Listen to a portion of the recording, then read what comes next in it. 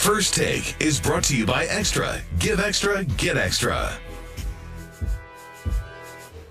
Our next guest led the Baltimore Ravens to victory in Super Bowl 35, where he was named Super Bowl MVP, and again in Super Bowl 47, a three-time Pro Bowler and three-time AFC Defensive Player of the Year, and now, of course, an ESPN analyst and an author. Your new book, I Feel Like Going On, Life, Game, and Glory. Welcome to the desk, Ray Lewis. Thank you. Pleasure to see you. Guys. Look, man, we running out of time, so let me get right to it, okay? Why this book? Why now? Yeah, everything got quiet. I retired. I let the story die down, everything, and I think now a lot of people seen my story, but nobody's ever told my story. And so I think with all of the requests and all of the things that I've been asked to do, man, from the cancer patients to people suffering with this, people suffering with that, it's like my opportunity to say, you know what? You may have seen part of my story, but I promise you, if you keep going, you know, there's glory on the other side of it. So I thought it was appropriate time. Okay. Pardon the harsh transition here, but we got to talk some football, and we're about out of time. Yeah. Your Baltimore Ravens. Yeah. How much are they missing having a you in that locker room right now? Yeah, it's different. It's different. They have to start all over, right? And you see franchises go through things like this, but they don't have that cornerstone yet, right? And for years they was graced with that, right? It was what we created in Baltimore, what Oz and Newsom did in 1996, and now they have to create that. When you see, you know, the games, it's the offense one week, it's the defense the next week, and then you look for that one person that you say, who is that one person, right? That they go to. Who is it? Yeah, is it Steve Smith? Is it? Well, you know, Steve is he come from another place, so it's a little bit different because he's a leader of his own, right? He plays the game one way, but it's going to have to be somebody that's going to be looked towards the future, right? What does the future look like for the Baltimore Ravens? So many questions about Peyton Manning right now. I'm wondering whether or not you believe he has an even better opportunity to win than in recent memory because of that defense, and I know how you feel about defenses, or are you noticing a decline of Peyton Manning? Well, listen, you know, everything declines. I think, but when you see the way Denver's defense is playing football right now, you can win a Super Bowl with a quarterback with that type of experience. Because anytime you have that type of experience, if you're Peyton Manning, you don't have to do everything. And I think the way Denver is playing, the turnover ratio right now is incredible with what they're doing. And I think the field position of what they're really doing, Peyton doesn't have to be Peyton, the Superman Peyton no more, right? He just has to get the ball out of his hands and let this play. Could you please tell him that the Dallas Cowboys have minimal to no chance of winning a Super Bowl? Can we get that? Go ahead, go to no chance, please. Could you tell us? Could you tell him that? It's a tough climb for the Cowboys. It's a real tough climb. Is it over? You know what? You never know when it's over, right? And I always say that. Who do you pick? Who's the Super Bowl champ? Who do you have fun with? And I always say, listen, playoff time is always gonna be the team that gets hot. What about Seattle? Because I'm wondering what I've been seeing from them, and I'm seeing their defense is fragmenting, and you always talk about defenses needing to be together. I don't see that in Seattle right now. Yeah, it's all communication, man. And when you think about, you know, those type of defenses, right? I just had this conversation. One of the guys responded about the difference of good and great defenses, right? You know, good defenses can really be good for a year or two and things like that. But when you start to become great, the players take ownership of the defense, right? And you don't have to. It doesn't turn out to point finger. No, me and Rod Wilson, we ain't finna point fingers. No, we finna say, listen, tight end come up the seam, you gonna take him right now, I'm gonna close to this. Yes, you're gonna communicate with all of that. But when you see the miscommunication that's going on, I think it's something I don't really know where to put my finger on. You were instrumental in getting Cam back in the fall, Cam Chancellor. Yes, sir. And a lot of people began to view him as a savior for that defense, which I thought was a little unfair to him. Would you agree with that? How he's the boom of that defense. Yeah, he's definitely the mentality of that defense, right? When you think about Seattle and everything that they do, he brings fear when it comes to how is that defense looked at. But when you talk about the savior of that defense, it's just so many other pieces, so many unsung heroes. I think they have one of the greatest 4, 5, 6-man rotations from their defensive line that really makes them a dominant football team. What were your thoughts about Chip Kelly when you heard all this news in the offseason, a myriad of complaints that we don't even have enough time to get into, but you heard what you heard about Chip Kelly in Philadelphia, and then you saw them perform. What are your thoughts about what's been going on in Philadelphia and what's going on there now? You know, I think my real thoughts is I would love to sit down and ask him, like, when you made that transition to get rid of all of those people, right? How did you convince DeMarco Murray to come here? How did you convince someone to go That's a good from question. that style of running north and south to now east and west? Because I think Philly doesn't move without DeMarco Murray. And I think, you know, Sam Bradford, I don't know if he's ever that guy, right? We don't know. He calls him Sam Badford. Yeah. Well, that's what he was the other night. Yeah, and so I just think it's an identity, right? When you release all of those people who were Philly, you know, picked, and now you bring in a bunch of journeymen here, there, add them in. I don't think that formula works. Just last quick question, Yeah. quick answer. Do you still believe that Tom Brady cheated and lied about it? I tell you what I do believe is I believe that there's certain things that New England, no matter what they do, they will never be able to get over. You know, because it's factual enough, right? You're There's going enough. back in the Yeah, past? all the way back, all the way back, And and the history of who we are, right, as players, coming all the way. Tuck rule, Spygate. All of it.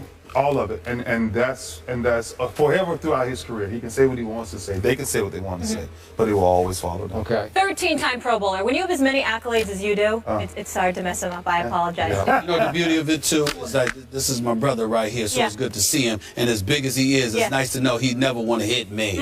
He want to protect me. Ray, thank you so much. This is in stores now. You can pick it up. I feel like going on. I can't wait to read it. Appreciate you. Absolutely. Thank Have a you, fun guys. day here. Yes, All right. ma'am. We'll see you. Do so much for the Chicago Cubs. Swing and a fly ball, well hit left center.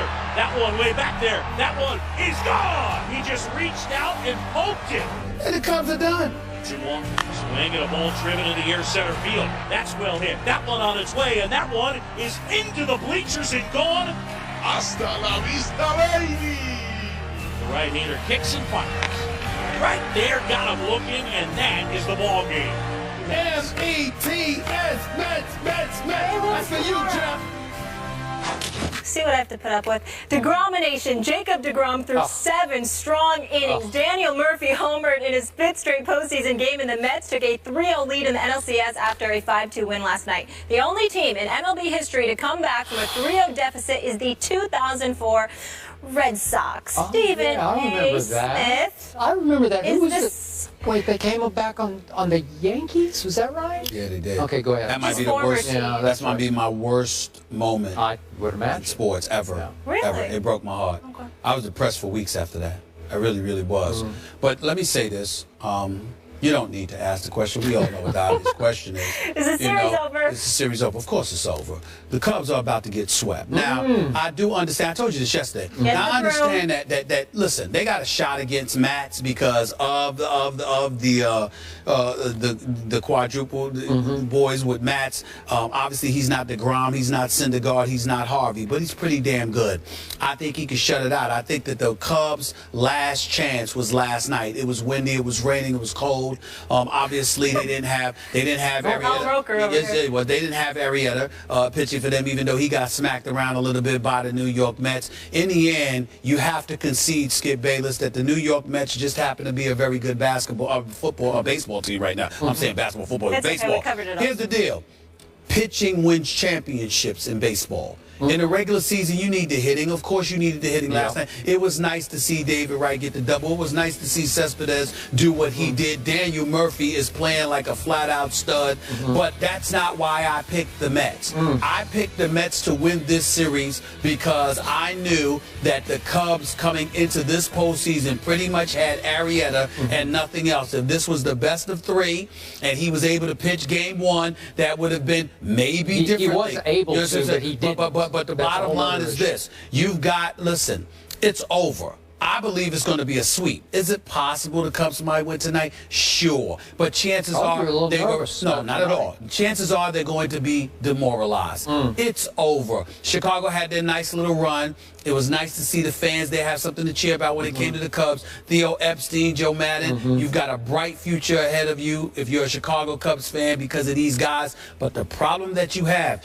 is that the Mets are going to be waiting. They don't have an ace. They've got 3 legitimate aces in their rotation, and Mats is a great number 2 or 3. So I'm just Or looking 4. at Or 4. Yeah. So I'm just essentially just looking at it and I'm saying you have no chance whatsoever. It was beautiful to watch. I appreciate you jumping on the parade, putting on your Cubs pom-poms. I love the But Cubs. it will come to a screeching halt officially. The Cubs are about to get swept. The New York Mets will be going to the World Series. And I say the Cubs have yet another New York team right where they want it. Oh, really?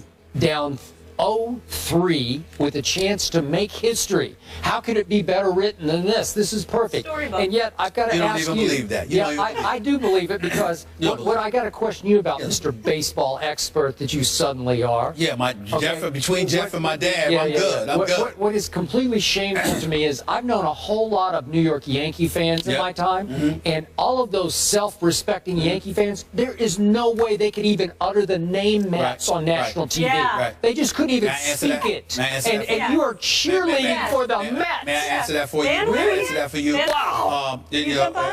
Cool out, Miss Connecticut. With no team. Chill out, relax, wait. Here's the deal. It's really, really nice that you would bring that up, Skip Bayless, because most fans are not as forward-thinking as I am. Oh. They are caught up in the moment, and they're very frustrated. I must admit, it was nauseating to see Alex Rodriguez smiling ear to ear after the way he performed in yet another postseason, breaking the screen, throwing a football to Jay Glazer. That's about how he threw in the field during the season, especially the postseason, but that's another subject for a different matter. And I love me some Mark Teixeira. It was great seeing him here with Mike and Mike. But damn it, I'm tired of seeing him smiling in the postseason when he's always hurt when we need him most. And I love Mark Teixeira, but damn it, I needed you out in the field. Having said all of that, let me say this. I am a forward thinker. And to the Yankee fans out there, I am one of you. I'm diehard. I have not betrayed. Daddy, I have not betrayed you.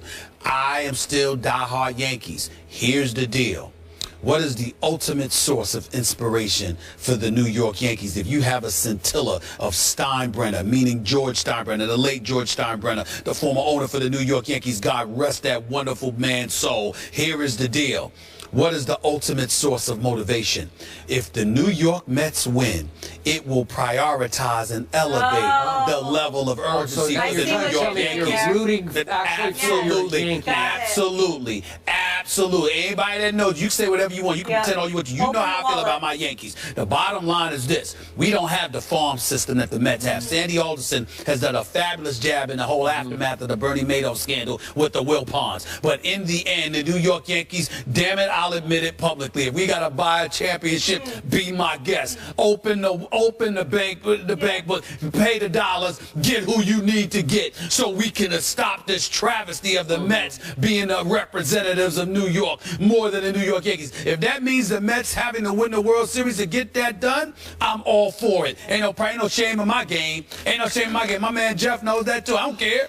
I don't care. Whatever it takes. As the late, great former Mets manager Yogi Berra once said, it ain't over until it's over. It's completely over. I promise you. I promise you the Mets will not depart Chicago without the National League pennant. It is over. Yes. Y'all can sit up there, Chicago. Love y'all. Great sports town. Sayonara. Turn out the lights. Oh, gosh. More the first party's take after over. the That's break. Don Merritt. They say We're not that done yet. all